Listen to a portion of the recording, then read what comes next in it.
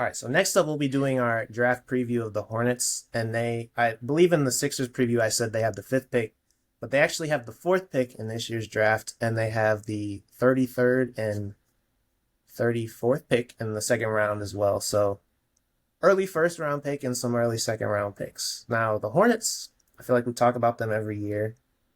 Um, there's not much to say with this group other than like LaMelo, Brandon, Mark Williams. I know he was almost traded in that Lakers deal before he was brought back, but it it's like I feel like we can't really see what their ceiling is until they play together fully. And even then, I'm sure, like at their peak, I'm not sure this is really a contending team because I still feel like they need a lot. But I think it also makes it harder to kind of know what direction you want to go in. I mean, I feel like before we get into this, what do you guys think are the biggest needs for the Hornets? Uh, Defense, and they need to like pick a direction. Like to me, it feels like it's kind of like Groundhog's Day with this team. I feel like every year we're just kind of back in the same spot. They've come off a disappointing year, the bunch of injuries to the best players, and they kind of are considering where they should go from here.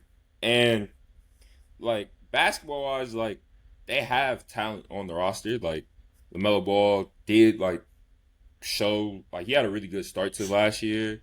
I like the move they made for Trey Mann. I mean, Brandon Miller was hurt all last year, but his rookie year he played really well. So they have talent, but it's just for some reason it really hasn't clicked yet. So I think they need really, to be honest, what they need, I don't know if they can find in the draft. I think they kind of need something like what the Pistons did last offseason, where they kind of added some older guys that came in and contributed in the right ways, like that fit the roster and Mhm. kind of provided like some adults in the room.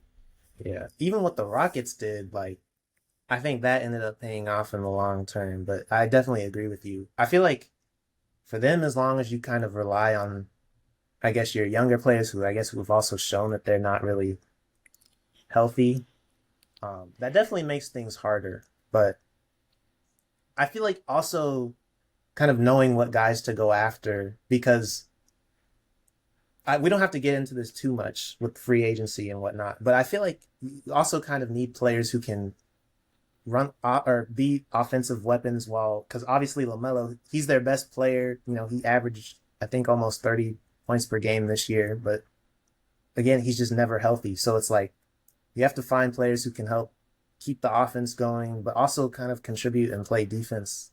I don't know. It's hard when, like you said, they just don't play. But for the Hornets, they have the fourth pick in the draft this year. Some names that I have seen pop up a lot is our VJ Edgecombe, obviously, similar to the Sixers.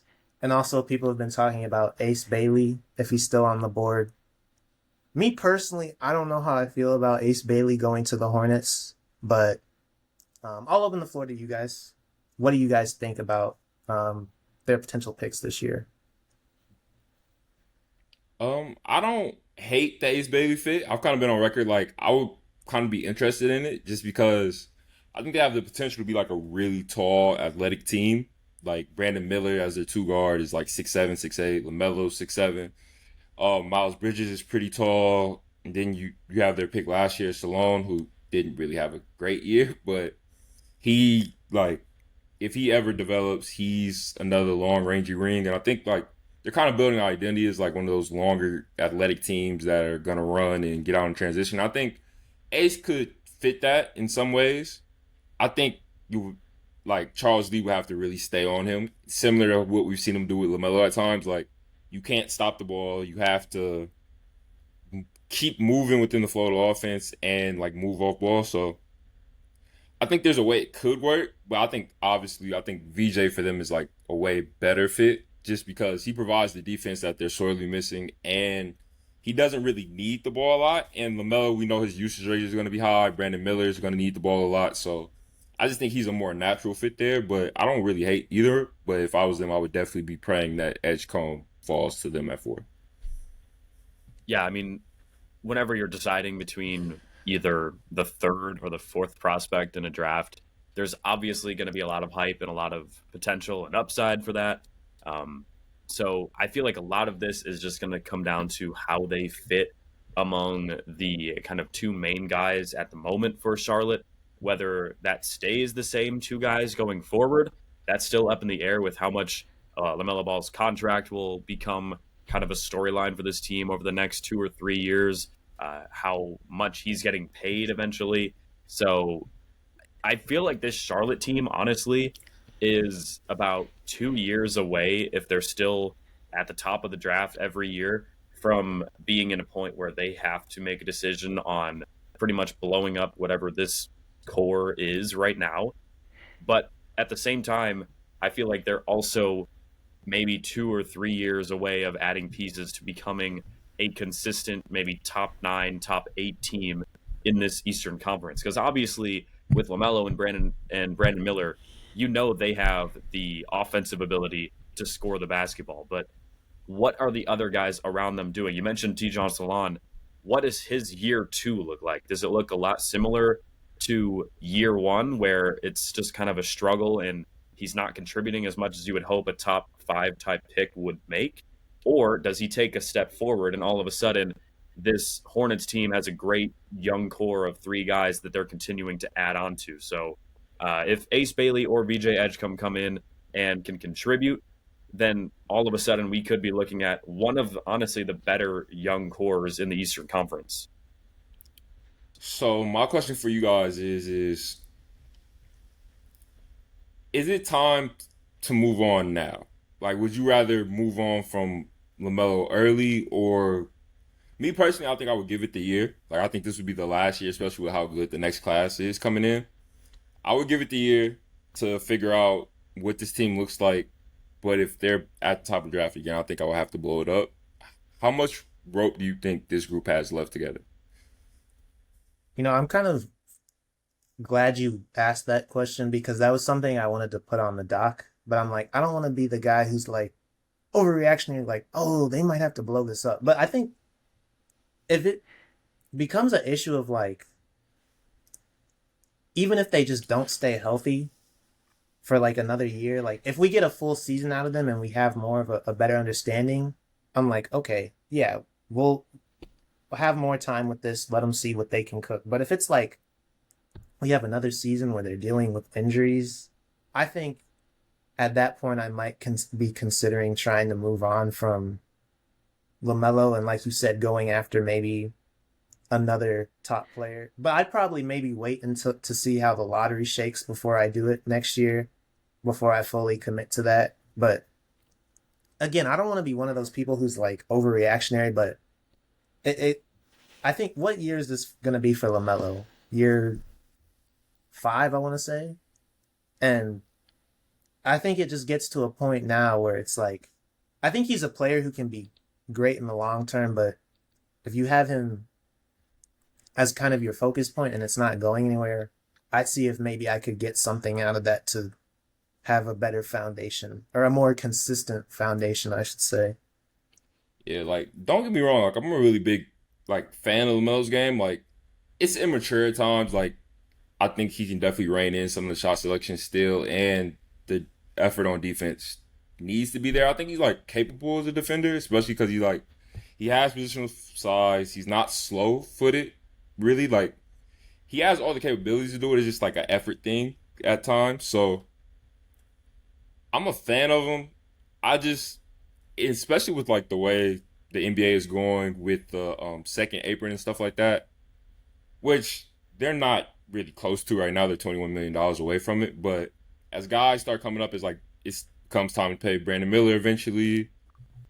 I just don't know if you can have somebody making as much money as he does and keep coming up with results like this. Like, they've been at the top of the lottery for a long time now. And I just wonder if his style of play is like, if he's ever going to put it together, in a sense. Like, I would hate to move on from him at only like 24 years old after next season, or 25, and he goes and becomes a star for another team. But maybe it's just not meant to be in Charlotte. I do feel like part of that is also just the construction of their team, because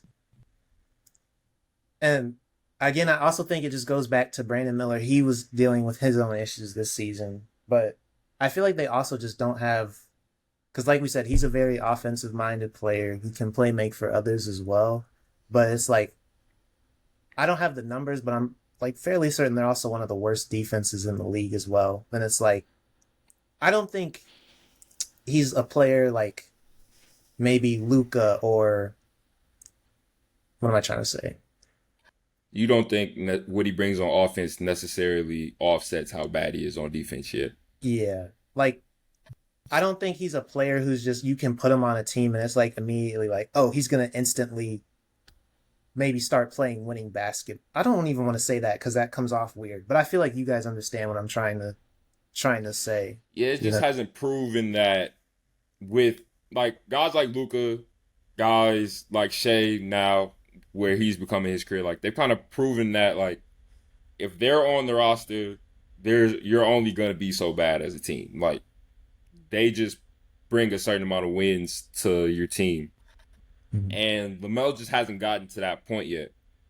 To me, the Hornets are like in a similar position as the Pistons were last year, like kind of directionless, haven't really like seen any success, but you have a guy that's like clearly talented as your lead guard. Like you have the top of the billing guy, like you have the number one option.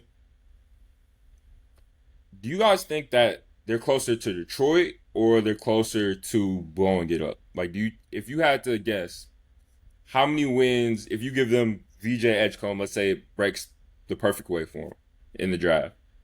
How many wins do you think this team? What seed do they finish as in the East next year? I Assuming they, feel I feel like if they're healthy enough, like let's say their top two or three guys, whoever you consider that to be, let's say they all play 65 games, I feel like this Hornets team could probably get to around maybe a 500 record, around 40 plus wins, which in the Eastern Conference, that's Be a good enough four seed. to at least get you to the play-in tournament and a chance at the playoffs. So uh, it's really all about if they can stay healthy. But again, that's not really been the case over the last 2 plus years. Brandon, how about you? What do you project them to finish next season? see again, like I don't want to sound like a broken record, but it's just the consistency of the unit. And the issue is it's not just one guy because Mark Williams obviously he had the physical. Brandon Miller, I'm trying to remember if he had injury problems his rookie year or not, but Not much, but I think there was some like just regular stuff. I think last year he missed a lot of year. But like, let's mhm. say we give them 55 games apiece, Okay, 55 to 60 games apiece. I think, and they let's say they draft Edgecombe. Like I think, because I also kind of believe in what Charles or Charles what the Lee. yeah is doing over there. I think that like he seems like he, and again, Hornets fans in the comments, you can correct me if you disagree, but I feel like what he's doing, it seems like he's kind of doing it the right way. They document a lot of their process, like even in the draft room last year, like just showing they picked Tajon Saloon, but still, it seemed like they kind of had the right process in how they were doing things, and he's a guy who seems like he's trying to instill those winning, I guess, tendencies into them.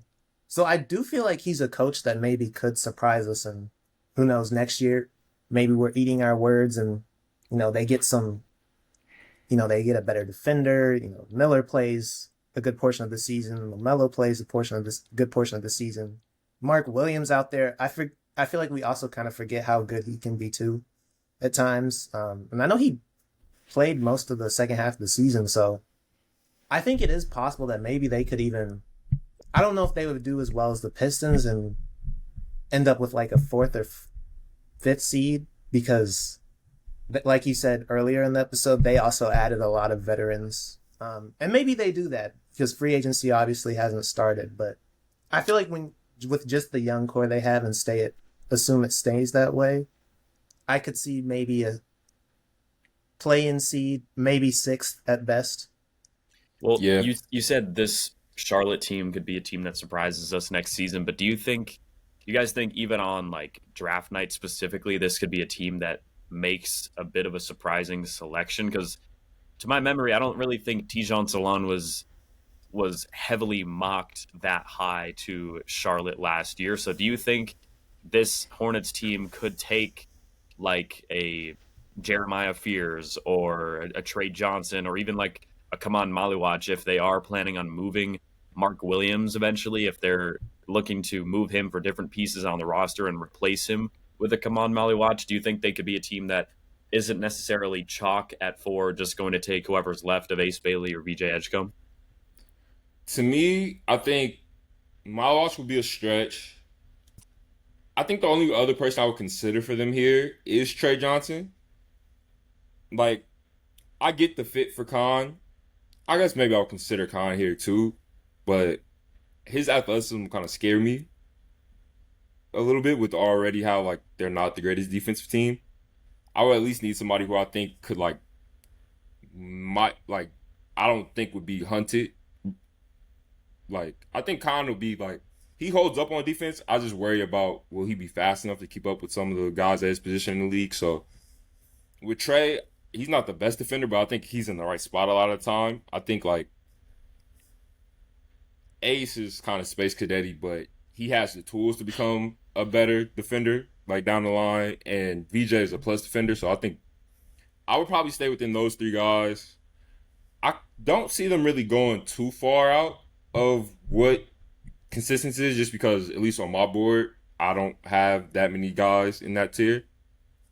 But like maybe trading down possibly, but I don't know. I think the guys at this spot, I think honestly fit what they want to do better than maybe even the Sixers, who we talked about last episode. I think those guys are kind of more so built for a Hornets roster.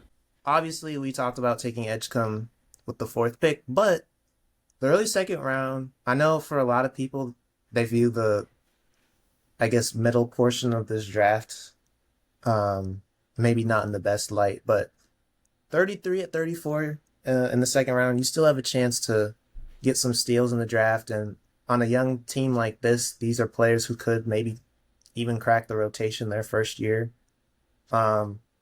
So of some of these prospects who are projected to go 2nd round, who are some guys you would like to see them take with these picks? I think I just really think they need a lot of defense. I think they have a good amount of scoring. They don't really have a ton of shooting problems. So I think I think the dream scenario for them would be VJ early in the 1st round.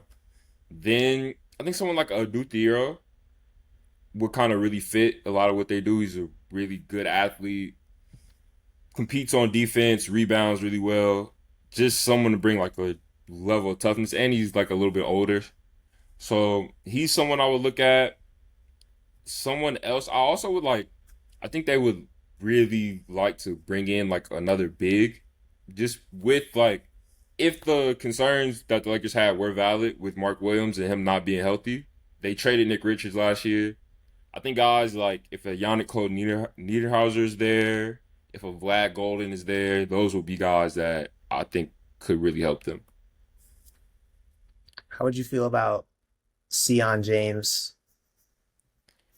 That's another guy. Like, to me, him and Aduthiero are kind of similar, like built like really strong guard type builds that can guard multiple positions. And I think those guys are like becoming increasingly more important, especially as the speed and pace picks up in the NBA. So I think guys like that would be really good fits for them. And there will be guys at the end of the 1st round as well that, like, the mock drafts that are out right now and the projections, it's not going to be perfect. So there will be people that are maybe projected in the mid-20s that, for whatever reason, and whoever is there to pick in that range, they might just pass them over. So at the top of the 2nd round, there's going to be maybe 1st round talent type of players that Charlotte could add, whether it's, older guys like a Danny Wolf or something like that, or a Walter Clayton Jr. If teams decide to pass on guys like that, I would love Walter Clayton on Charlotte, a guy who can come in as a backup point guard, maybe take a little bit of the pressure off of a guy like Trey Mann for being the main scorer off the bench. He could come in. Obviously, he's not going to help the defense out very much, but we know what Walter Clayton's out there to do. He's out there to handle the rock and shoot threes at a very effective clip. So he's just a couple of the examples of some later first round guys that I wouldn't be surprised if they're there in the early portion of the second round for Charlotte.